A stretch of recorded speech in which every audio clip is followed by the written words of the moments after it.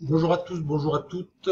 Dans cette vidéo, nous allons faire le point sur le mal de dos et surtout les différents traitements pour traiter votre douleur au quotidien.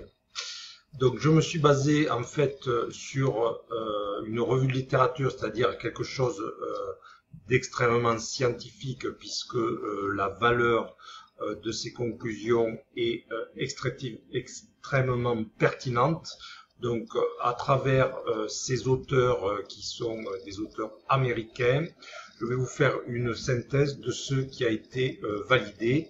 Donc, à travers cette étude de 2019, donc qui date de quelques mois.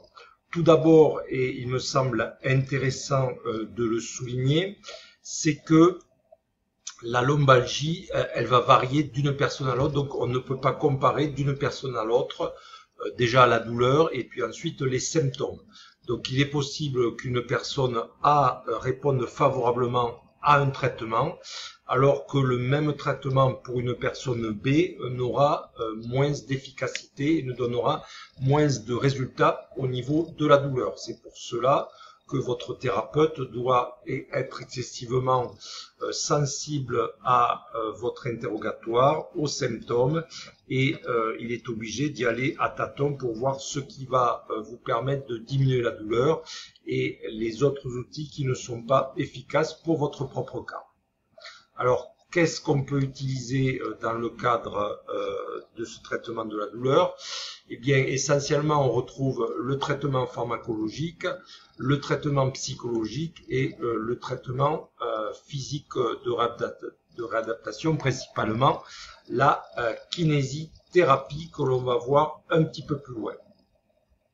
Alors, pour commencer sur le traitement pharmacologique, on sait, et c'est validé donc, que pour les maladies aiguës, c'est-à-dire les pathologies aiguës et les douleurs lombaires chroniques, c'est-à-dire qui durent depuis plus longtemps, les anti-inflammatoires ont un effet, mais ils ont un effet sur le court terme. Donc c'est pas ça qui va régler le problème, mais ça peut vous faire passer un cap et vous permettre de diminuer la douleur pendant cette phase principalement aiguë.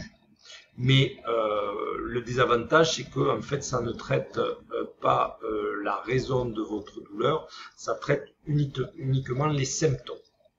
Deuxième possibilité, c'est l'intervention psychologique que je vous conseille d'ailleurs de mettre en place. Alors, c'est pas parce que vous allez voir un psychologue que vous êtes fou. Ça fait de nombreuses années que les idées par rapport aux psychologues ont été modifiées.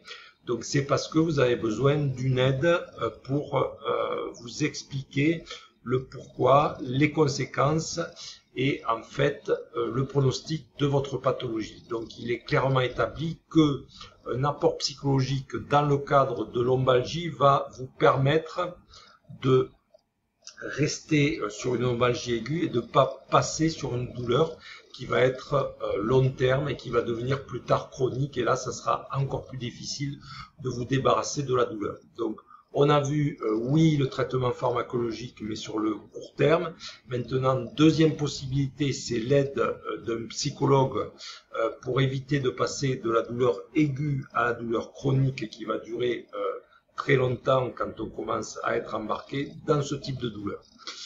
Et la troisième possibilité qui évidemment me semble la meilleure puisque je suis kinésithérapeute, mais encore une fois, il faut l'associer au traitement pharmacologique et au traitement psychologique, c'est la rééducation. La rééducation, c'est faire de l'exercice. Donc l'exercice, c'est le mouvement et grâce à ça, vous allez avoir des résultats sur la douleur et ça a été particulièrement démontré dans la lombalgie chronique. Et on peut associer dans ce type de traitement, c'est-à-dire la rééducation, les étirements et également le renforcement musculaire qui va vous permettre là aussi d'obtenir une meilleure fonctionnalité de votre colonne vertébrale. Voilà en 2019 ce qui est établi. Alors je ne vous parle pas des médecines alternatives, je vous ferai une vidéo spécifique par rapport à ça, mais concrètement, trois moyens qui sont tout à fait complémentaires.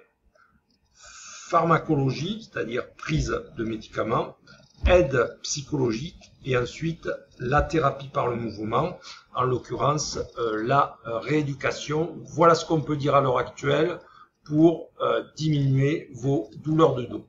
Je vous remercie, n'oubliez pas à vous abonner sur la chaîne et à me laisser des questions ou des commentaires. Je me ferai un plaisir de vous répondre le plus rapidement possible. Merci à vous.